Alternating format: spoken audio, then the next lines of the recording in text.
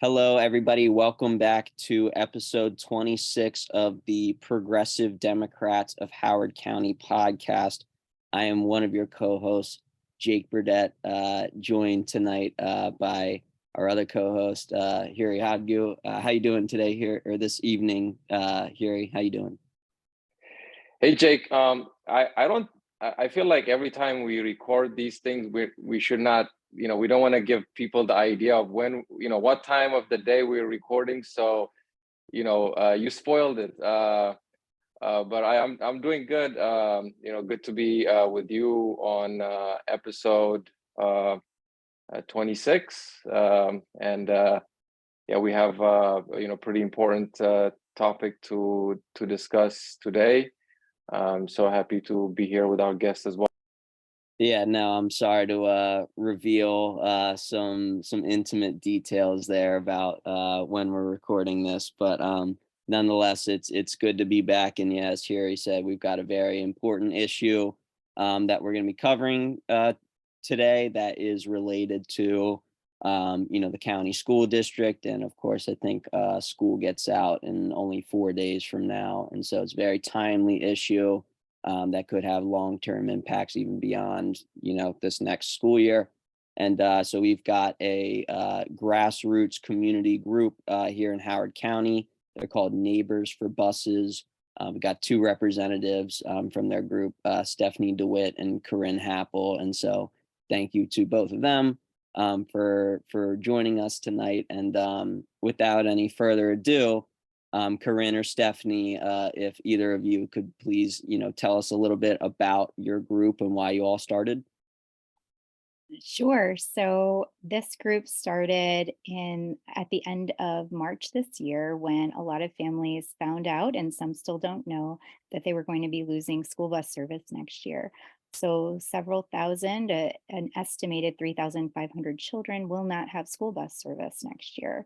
There was no broad request to parents, caregivers, and students for input about how a decision like this might impact them negatively. It's not a small change, it's a change that you wake up every day and you need to get to school. This is something that will impact families that don't have a second vehicle to help take their kids to school. This is going to be there on very cold days, on hot days, on days where we have poor air quality, like we did earlier this week. These are all concerns that families are going to have. How am I going to get my child to school safely and in good condition? And so as you increase these distances farther and farther from children's homes, children who don't have a vehicle or a way to get to school will be walking extended periods in bad weather and in unsafe conditions in many circumstances. And we're very concerned about all of that.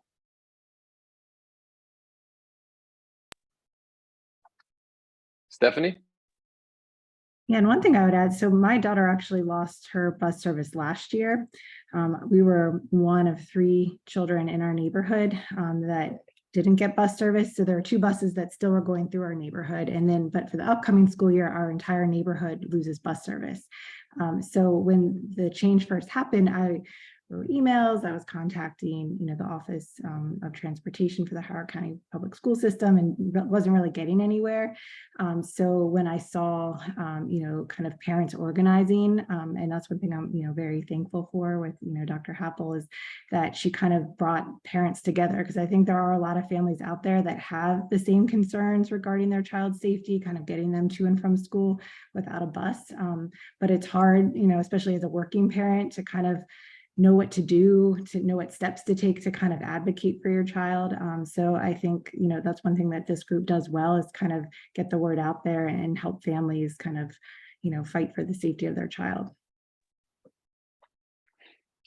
Okay, yeah, very good. And I recall around the time that I saw the group on social media, there were some people, in my PTA over here, who are asking about, what's going on, how to get involved. So I'm glad to have seen that.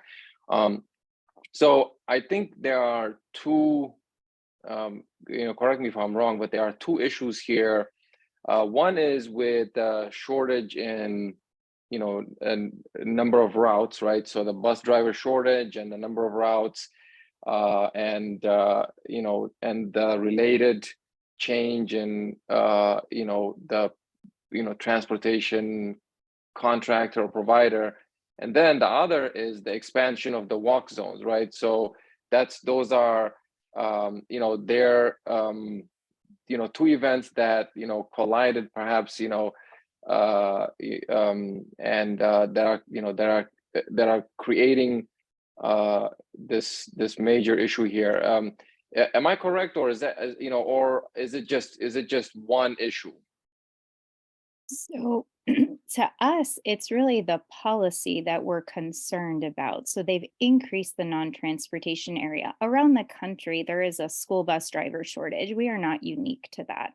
Lots of school districts are finding solutions that don't involve cutting thousands of children from service. And communities that are making changes are broadly announcing it and having conversations. And what's great about those conversations is that the communities can go in and say, hey, we're worried about this safety concern, or maybe we should each pay $50 a week to drive to get our kids school bus service. And maybe we should subsidize the cost for children on free and reduced meal programs or another type of needs-based criteria so that everyone can get school bus coverage and not have cuts. So the school bus driver shortage is a problem. It's been a problem for a while. I don't think Howard County is at all unique in that way. I think we're unique that suddenly we created a policy. We didn't ask parents. We didn't talk to kids about this. And suddenly we got this almost cryptic email the week before spring break when a lot of parents aren't paying attention that was labeled non-transportation areas for the 23-24 school year. And parents who are non-native English speakers, we have a lot of those in most of our schools, right? They have even English speaking parents easily miss that message. But then you get non-native speakers, you have people who don't read well, they get those messages and there was no follow-up. There was not a giant picture of a school bus with an X through it. You're losing your school bus service. There was nothing like that. So we don't feel like there was good communication, and that's been part of the problem as well. And could you speak, you said that, this new policy change, it's gonna make 3,500 students lose busing services. Could you speak a little bit more about like, what are the specifics of this policy change? Like, what was it like before this policy change, and now what is the new change? How far away do people have to walk to school now? Sure. So what surprised most of us is this was initially advertised as we're increasing the distances for middle and high school students. Not advertised, but at least there was some with the school start times coming. Folks were saying, well, maybe some school bus services will be changed. These are the distances for middle and high school. So for middle and high school, they clearly said, we're going to increase the distance from 1 mile if you live more than a mile. If you live more, it used to be if you lived a mile or more away, you would get bus service even in middle school. And now they said 1.5 miles if you're a middle school student. And then for high schoolers, they said instead of 1.5 miles, we're going to move to 2 miles, which is it will be the worst high school bus transportation in the state. And I can talk about a few caveats that make it worse than a couple other districts that also say they use 2 miles, but they actually cap it at 2 or 2.1 miles.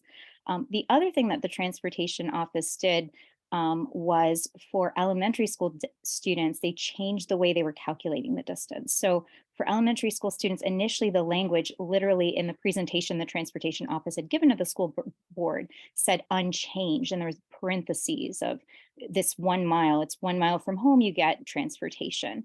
But there's some tricky things that they did to their language that changed things. So for one, they said instead of walking, we're going to calculate this 1 mile from the edge of your property if you're a single family home to the school door, which is where the kid actually has to walk. They only take the child to the school property line. And then any distance from the school property line to the school door is extra. That's not counted. So it significantly does increase, and many kids were affected. In apartment buildings, the other thing that it did was it used to be that the front door of an apartment complex or condominium a complex, you would go from your front door to the front door of the school. But now they say at the very front of the community the shared property, the apartment complex, that property line all the way to the school property line. And so that, again, depending on how large of a community you live in, that could significantly increase the distance. For preschool students, they also increase the distance. So the pre-K program went from half a mile to 1 mile. And if anyone out there is a parent, for those parents out there, know half a mile is about what a kid is going to walk on a daily basis. As you start to get close to a mile, those families are driving to school. So that's a huge concern. Because there's not enough room at current car rider lines are already having a lot of safety concerns. So next year will be a significant change in that way. So those are the distance changes. The other thing that happened that isn't actually a new change is that Howard County really gives a lot of autonomy to the transportation office to cut service wherever they want to.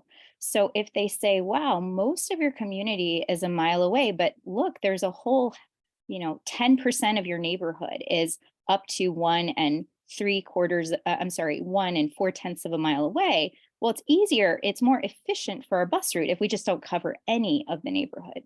So when I was looking at maps, I saw there were several circumstances where high school students are walking 2.3 miles, 2.7 miles, 2.4 miles. So it is not consistent that if you are over that mileage, that you definitely get service. There's a lot of places where they say, oh, we just needed for bus efficiencies to remove you from service. And so it can be maddening to families who say, wow, this wasn't even on my radar. I was more than this mileage. I bought this home thinking I was safe. When I heard about the policy, I didn't really think to speak out because why does this affect me again? So there are some tricky things in the language that allow them a lot of autonomy. And it used to be in there, but they didn't used to interpret it like that. They didn't use such, it seems like this year they're really trying hard to cut school bus service wherever they can. And that will now make us the worst high school policy in the state. So there's 2 other districts that use 2 miles for high school students. One is Montgomery County, one is Prince George's County. Prince George's County does not, if you read their policy, it doesn't have these broad, oh, if you're 2.1 miles away and we want to cut you, we will. They say if you're 2 miles over, you get service. And then for Montgomery County, they can add up to 1/10 of a mile. So if you're pretty close to the border and there's really not a school bus coming to you, then they might cut you. But 1/10 of a mile versus 7/10 of a mile, that's a huge difference in who is guaranteed school bus service and who doesn't really have a chance to even fight with the transportation office. You have no right really at that point. If they cut your service, you're cut. And they can say, because we want to have a more efficient bus route. It has nothing to do with your child's safety or ability to get to school well. So maybe we'll direct this question to Stephanie, and then Corinne, if you wanted to add, definitely feel free to add as well. It seems to me like this is just one of the ways the county is reducing the level of service to the residents, to the taxpayer. And I mean, in a major way, really, usually they would do like, increasing class sizes or, eliminating programs. But this is just, sort of a newer way, I guess. But there was this opt-in or opt-out sort of whatever, a program that they allowed the parents to do. Could you describe that? And then what does the school system say is the reason for suddenly deciding to do this year? What is the practical point of expanding, a walk zone for pre-K kids, from half a mile to 1 mile? So from listening to the Board of Education meetings, it sounds like they hired a consulting company to kind of come in and review their current practice and try to kind of improve things. And so I think the suggestions that this consulting firm had was to, 1, change the distance guidelines to kind of match what other counties are doing. And then 2, to use this opt-in, opt-out for bus service. which on one hand makes some sense, right? Like if you have a child, for instance, my daughter's elementary school right across the street, the neighborhood has a school bus because they don't have a crosswalk to get the kids across the street. But a lot of those kids actually walk. So I think they're just trying to figure out, who's going to actually use the bus service so that they're not reserving a seat on the bus for a child who's never going to use that service is kind of the reasoning I've heard. As a parent, my older daughters do get bus service. The process involved logging into the Howard County Connect system and then just saying kind of yes or no that you're going to use the bus service. You don't get any sort of confirmation. So I took a screenshot just to be like, I said yes. So that way, there's something they send you an email being like, you have registered for bus service. You just kind of click it yes and just log out and hope for the best. So, we'll see. I know there was a lot of concern even from schools, I think, that parents weren't reading their emails. I mean, as a parent with 3 children in 3 different schools, you get so many emails every day. And so, I think it is possible that someone just doesn't read their emails and doesn't know, but they were also sending text messages, and according again to the Board of Education meeting, even calling parents that hadn't registered for bus service to try to capture all of the children that are eligible. And I would just jump in if I can and say, this is the one part of the policy where I actually thought it was a reasonable idea. I thought if you're trying to get a better sense of what's going on, who needs what, they have not spelled out what the criteria are for getting kicked off the school bus. So supposedly, if you register for service and then you don't use the school bus service, you can get kicked out. But they did not give a criteria of you must use the bus 4 out of 5 days a week. And that had me a little concerned, where some families might only want to use the bus in certain circumstances or use it on certain days of the week, but not other days based on work schedules or after school activities. And it wasn't clear to me how you would get kicked off the bus. And the Office of Transportation did not clarify that when it's been talked about at Board of Education meetings. Makes me think a little bit they're waiting to see how people use it.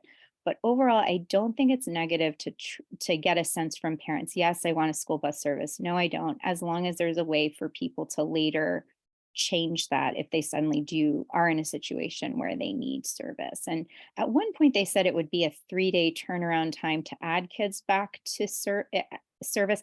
The timelines that they've been giving have not been accurate. So I'm not gonna hold anyone to that 3-day timeline, but I hope that if children don't register and then need service, that they have a good way to get them back on the bus.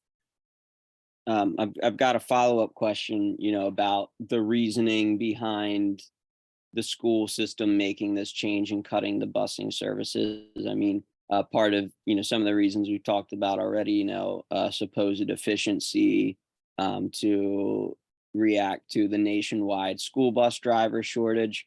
But what does this recent busing policy change?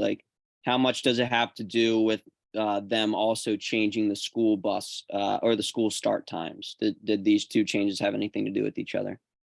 They said they were purposefully changing the school start times and the school bus service at the same time. If you hire enough bus drivers and buses, you can both have new school start times and continue to cover school buses for all children who currently have school buses. I believe it feels like this choice was made to give an excuse, even if it's not the whole reason why they're doing it. And the establishment's very good at that here in Howard County, I would say. And I would just jump in, Jake, and say both Dr. DeWitt and I, we're pediatricians. We're looking to build bridges. I moved to Howard County with my family because we loved this. We heard great things about the school system. So we feel like we should be on the same side. We're on the same team to try to get kids safely to and from school. So we are very concerned about the way this policy was made, very concerned about the lack of transparency, the lack of community engagement prior to the decision. But we're also not looking to to disparage the officials who I'm sure many of them are well-intentioned. So we're, yeah, it's sad to see what's been going on. But yeah, it's unfortunate. Yeah, yeah. I think first of all, I'm glad that you said that in terms of looking to build bridges, because you're definitely going to need that attitude when when you're dealing with with what's when you're trying to address this issue. And this is not to discourage you or to or anything like that, because it hasn't discouraged me or Jake. It is though a sort of and it's sort of what we have acknowledged and accepted, in that the public officials who are making these decisions, many of them are they're 9-to-5 employees who are who are taking their orders, and so there's no there's no issue there. Unfortunately, though, there are elected officials who are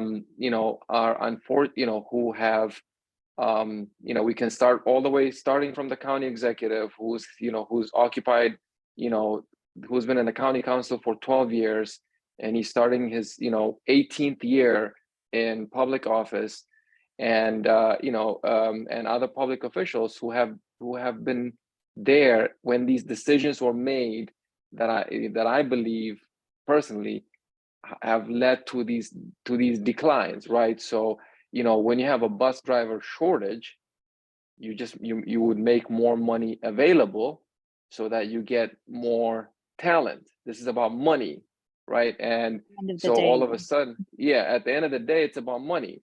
And but and I think we're maybe this is a good way to segue into the lawsuit, because basically and maybe and you can describe it, you two can describe it in more detail, but from my review of it, there's just been one after the other of reducing the money that the county is willing to pay to these contractors, and perhaps that has impacted their ability to get more employees. So could you more drivers, more trained experienced drivers, could you talk about that the lawsuit that that the bus it's public information, so that the contractors have filed, and and what's going on with that?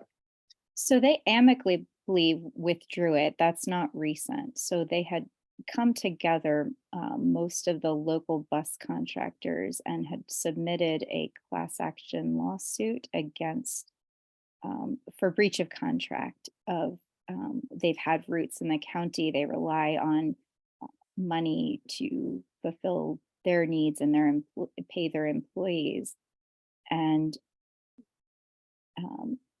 they amicably withdrew it, and there was supposed to be some ongoing mediation, and the school system will not speak about this issue, citing that there is some mediation.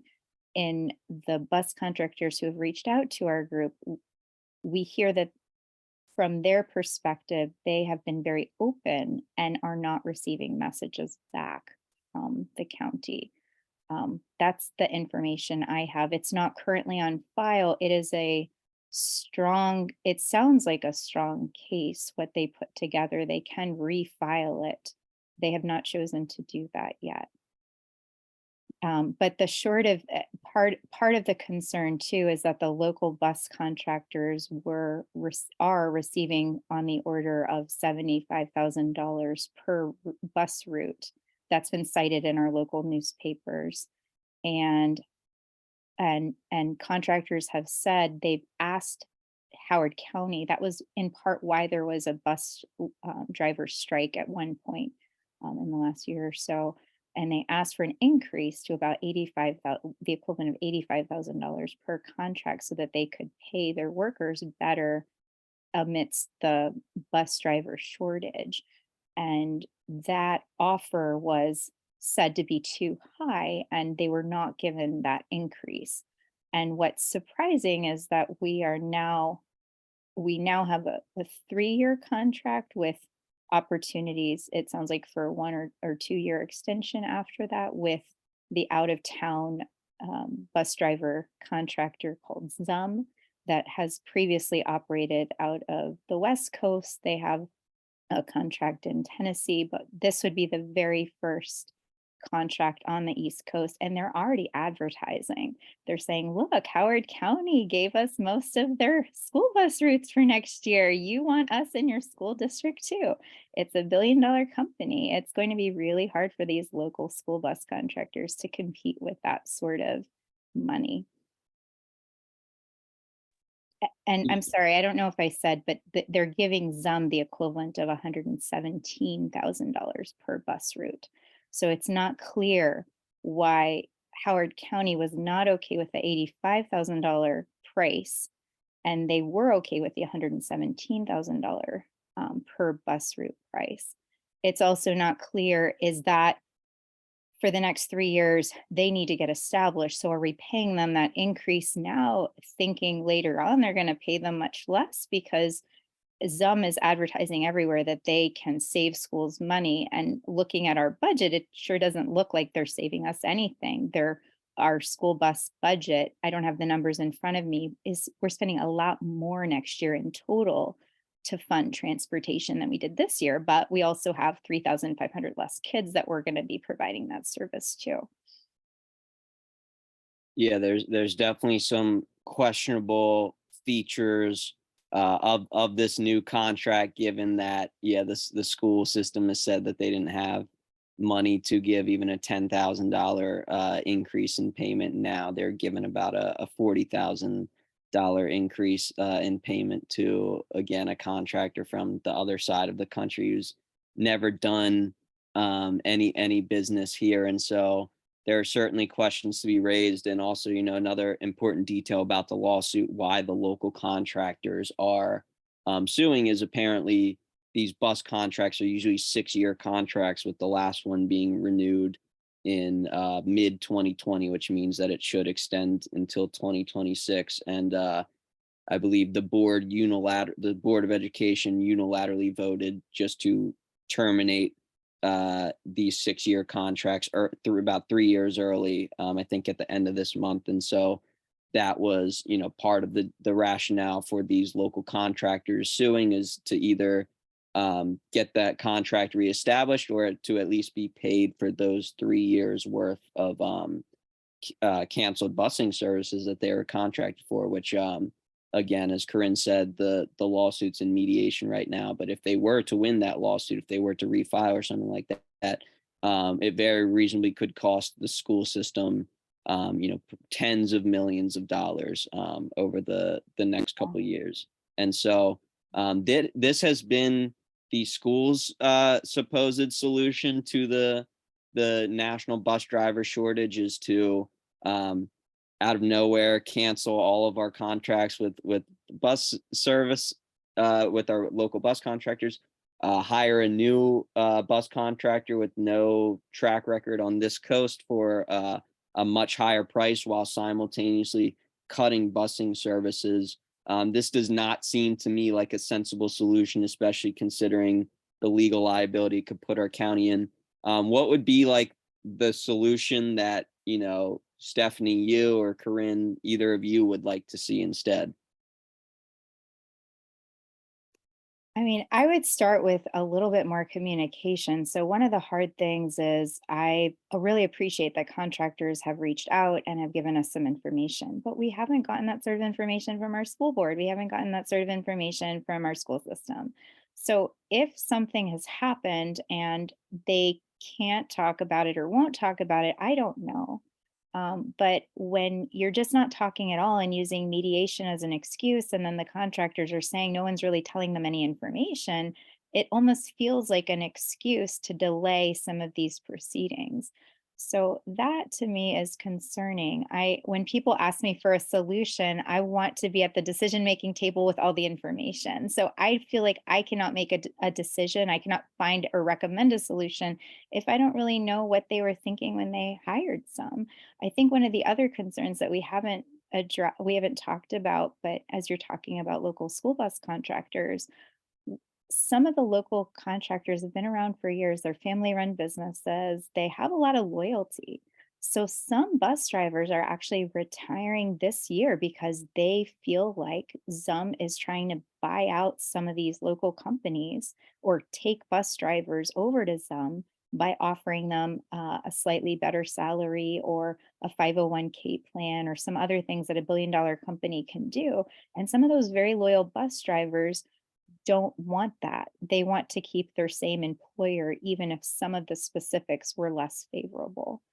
Other people will switch over, unfortunately, fortunately or not, to a different company, even if they find it distasteful. They have families too. They have bills to pay. They want some of the benefits that full-time employment with a billion-dollar company might be able to offer them.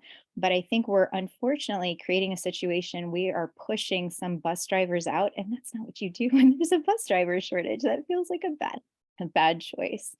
Um, so yeah, if I were at the decision-making table, I would hope that I would have solutions to offer. I don't feel like I have enough details in this situation to say this is the one solution I recommend. Stephanie, feel free to jump in. I don't want to. I know. I mean, my comment would be, I think talking about money and politics and these decisions, it's easy to lose sight of, to me, what's most important, which are the children.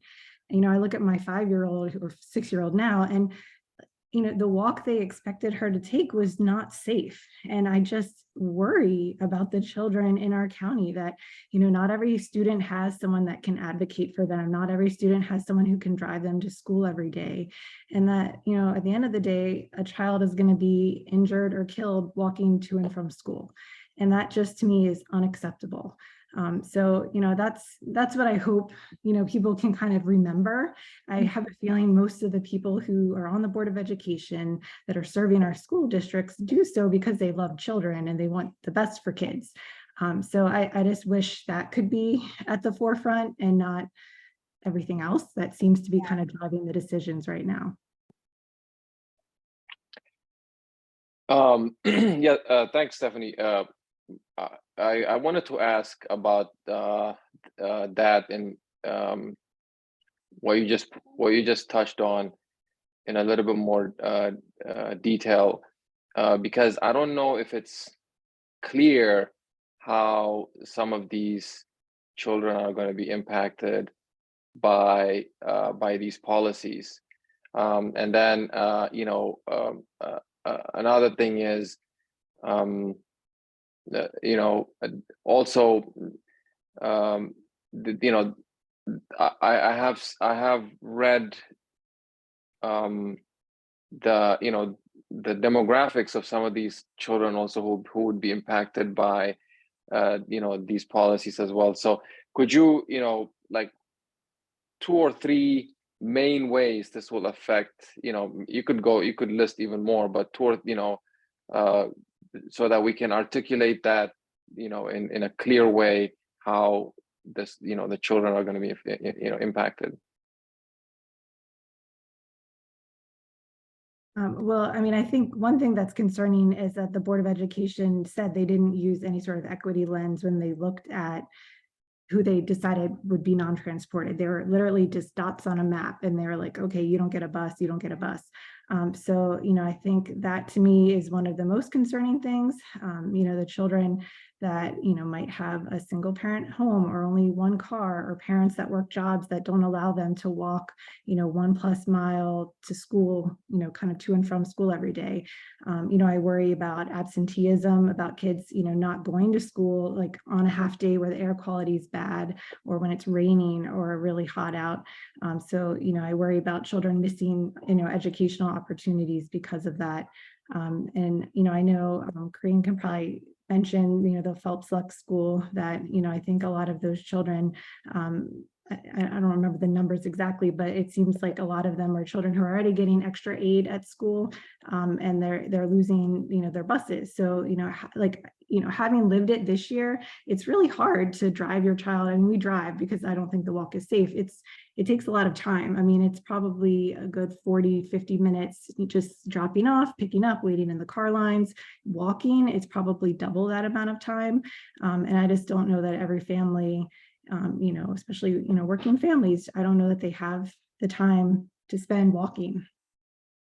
Yeah, and to piggyback off of that, I think sometimes people say, oh, it's just a mile away, walk your child to school. Well, it's not just a mile. As we said before, it can be a mile and a quarter. So suddenly, so if you're 8 years old, if you're under 8 years old, it is neglect to allow a child to walk by themselves. If you're under 10 years old, the National Highway Safety Traffic Administration says don't walk alone to school. You should have someone supervising your walk because there is such a risk of children dying if a car hits them. So young children really should not be walking these routes alone, which means if you're cutting service, all of a sudden a family that lives 1.25 miles away, a supervising parent will have to walk 5 miles. They will have to walk to school, walk back from school, and then they'll have to do the same thing in the afternoon to pick up their child. That is a lot of caregiver time, lost wages, and or requirement for a private vehicle that some families just don't have. And I'll take that a step further. When families come to Howard County because they want to be in this wonderful school system, they also look for what services they need. This is not, I know there are a lot of debates about school redistricting. I don't want to talk about the specifics of that today. But with school redistricting, one of the big things was you can't be guaranteed a specific school with a specific house. But I feel like school bus service should be different. We're not talking about you get to go to this school or that school. We're just saying, if you buy this house, if you rent this house, if you choose to live here, school bus service will be provided. Families make choices about where they will live based on the amenities that are available, and school bus service is huge. And I say that because as a mother of 5 children, I looked at this before we bought our home.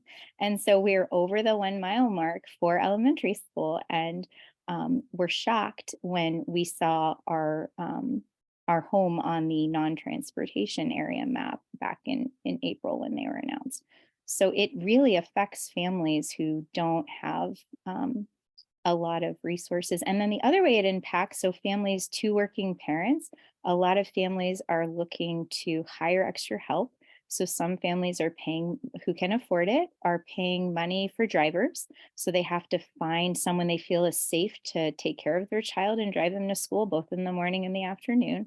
Or they're hiring a babysitter, somebody to walk them to and from school, or they're looking for before and after care. And a lot of parents complained that the before and after care slots typically fill in the winter. So by the time these policies were announced, there were no spots available. So parents were also messaging in variety of social media contacts, like, what do I do? How do I find help? I don't have anyone lined up. I have to go to work at this time. And or for families who are latchkey kids, where the kids come home and they open up the door, they're pretty close to their school bus stop. Their parents feel comfortable with that. Their parents don't feel comfortable saying, hey, walk 1.5 miles away and then go into an empty house. So that's affecting some families as well.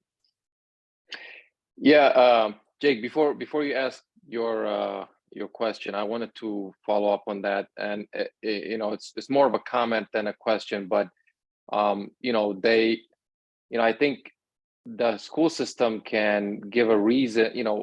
The school system can say, we're doing this to cut cost, or we're doing this because it's best practice.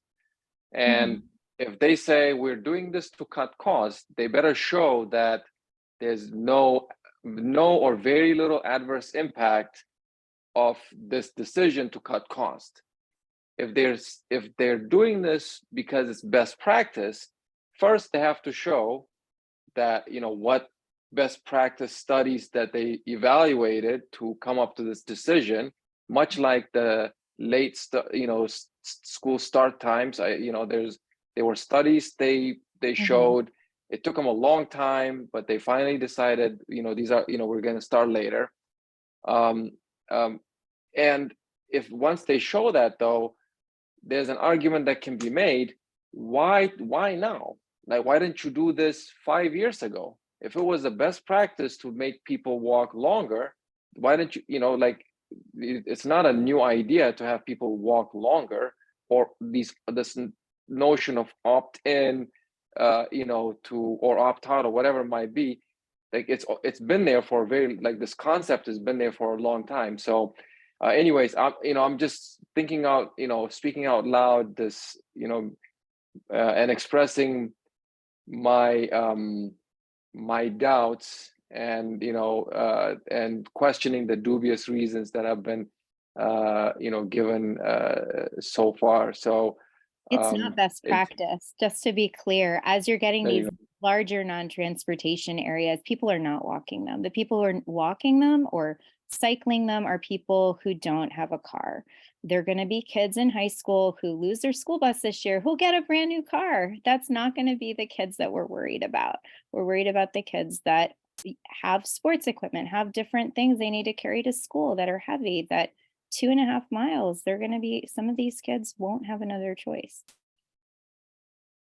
Yeah, and one small comment on the equity thing, and then I got one question, which will probably be the last question, and we'll close it out. But Stephanie mentioned, it seems that equity considerations were not factored into this decision to cut busing services for 3,500 students at all. I mean, it is an equity issue because some people's parents may have the time and ability to drive them to school because they're losing their busing services.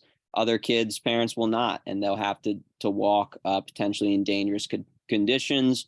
If this was to accommodate changing school start times to be later, because that's healthier for kids. If you're cutting busing services for a bunch of kids, now they have to walk 2 miles in the morning.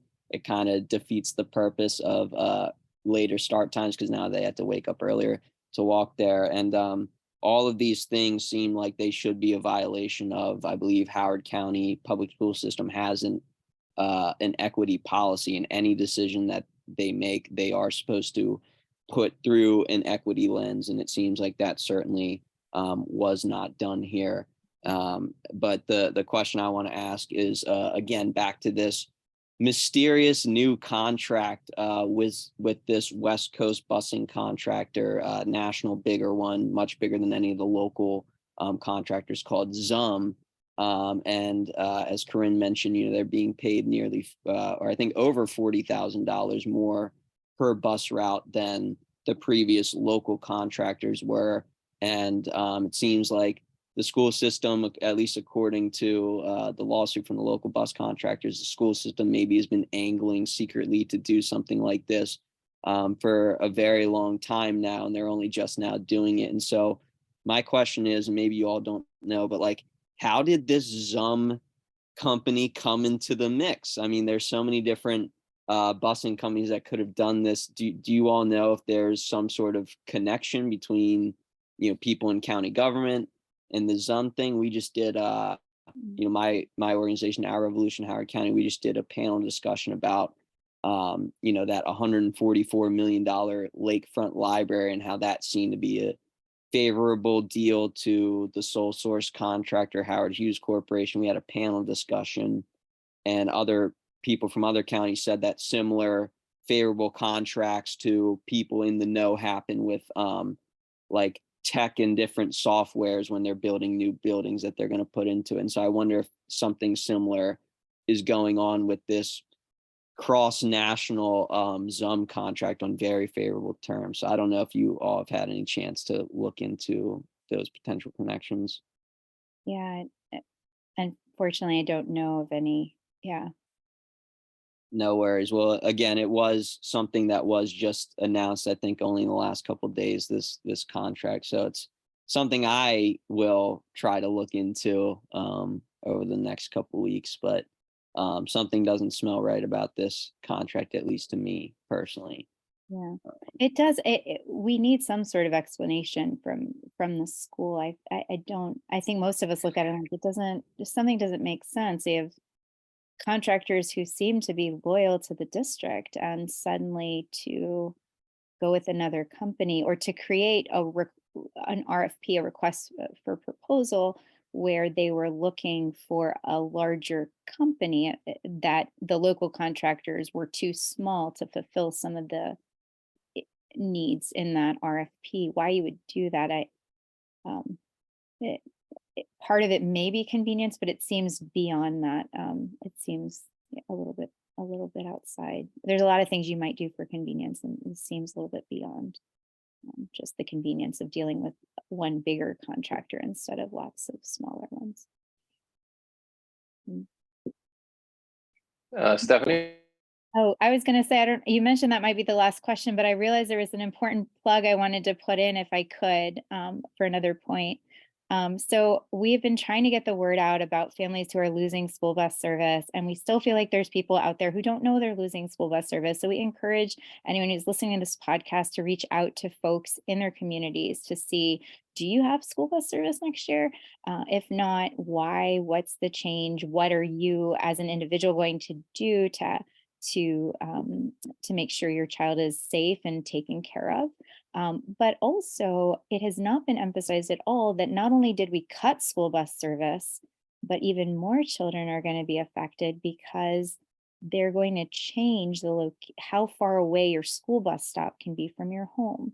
So we've had a lot of parents say, phew, it looks like they didn't cut my service. I'm home free. We're good for another year. So in August, when folks get their school bus service stop assignments, a lot of families are going to be mad again because the school bus stops will likely not be in the same locations in many places. You are now allowed to walk up, or the Office of Transportation can now move your school bus stop up to 2 miles away from your home if you're a high school student, 1.5 miles away if you are a middle school student, and 1 mile away if you're an elementary school student. And currently, it can only be 0.5 mile for all grade levels. So it might even quadruple the amount of distance for a high schooler, depending on where they decide to put their stops. While a lot of families who we've shared this with are very trusting and say, well, they wouldn't do that, they've maximized cuts where they could for who they're cutting out of school bus service. So we really think that come August, there will be a lot of surprises too of where school bus stops are. We hope to be wrong, but they are per policy allowed to increase the school bus stop distance from home significantly from where it has been in the past. And that will also have a lot of these similar problems of how will parents get the kids to those school bus stops if they have very young children. How will the older kids get to their school bus stops, and in bad weather too? Yeah, and one thing I thought of is imagine those kids who like play instruments and have to carry the huge instruments, walking 4 miles a day with that would probably make me quit playing an instrument. And yeah, so thank you to both Stephanie and Corinne with their Neighbors for Buses group. Again, this is still an ongoing issue. Hopefully we can get some of these policies reversed maybe before the school year starts, if it's not too late. But nonetheless, you can reach out to them if this is a issue that you are also concerned about. You can reach out to them at their email address is neighborsforbuses@gmail.com. That's the number 4. I believe their Twitter is the same, right? At Neighbors for Buses. And Facebook, it's Neighbors Buses. We didn't include a number in the Facebook account, but the same, Neighbors Buses. Yes, no worries. Well, yes, thank you all. And that is episode 26 of the Progressive Democrats of Howard County podcast. We hope that you all will tune in for episode 27. If you'd like to follow Progressive Democrats of Howard County on social media, subscribe to their email list, become a dues paying member, etc. You can do all of that and more at their link tree at linktr.ee/HOCO progressives. And other than that, thank you, everybody. Thanks for having us. Thank you.